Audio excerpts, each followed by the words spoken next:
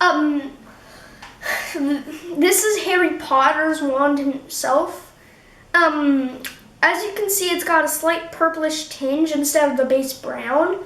And I think all wands should have a little color in them, but I think they should all have a base color of, well, brown, because, you know, they are wooden. Well, the majority of them. Anyway, as a proud Ravenclaw, I honestly don't think much of Harry Potter, but, you know, he's freaking awesome still. So his wand is amazingly made. If you zoom in. It has all these little nooks and it looks just so realistic, except for the purple on it. I'm sorry, I just can't get over that purple. But it is extremely well made and has a realistic feel to it.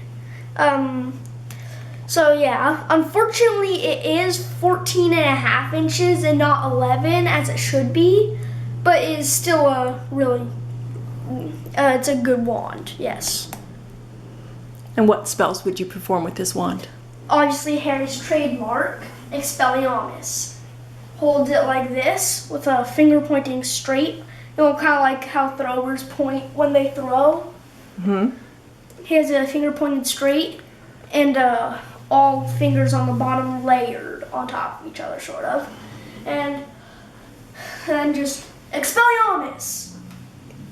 It's a good spell, honestly.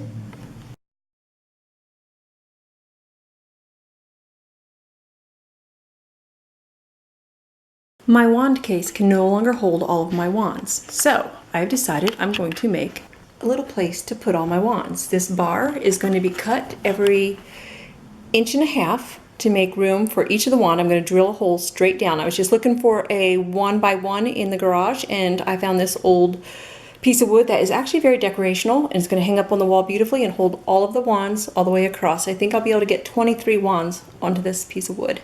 So here I go. The next step is to drill some holes going straight down.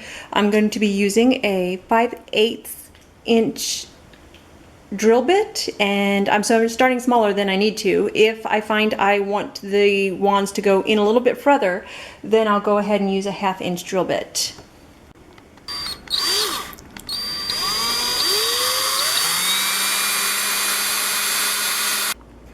Once I got all the holes drilled, then I gave it a light sanding. For the most part, I stayed with the 3/4, and then for a few holes, I just widened the top part with the 1/2 inch.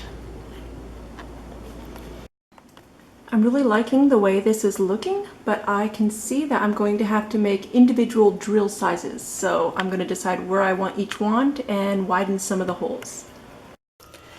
Now most things I like a rustic look to, and this is no different. I did a darker wood, and I did not use a smooth sanding so that we end up with some scar marks within the, you know, the darker spots like that. But to get inside the smaller circles, I'm just going to use a Q-tip with the stain, and that way it's complete.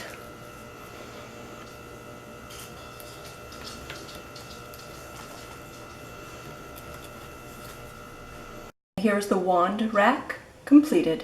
I've left some spaces here for when I get more wands. I drilled the initial holes, but we'll widen them as needed. This can either be hung up with a picture hanger wire attached to the back, or it could be drilled directly into the wall. What I have here are some holes on the back so that I can hang nails onto the wall and then hang this onto it. So this is how it's going to look when it's hung up onto the wall. All those wands.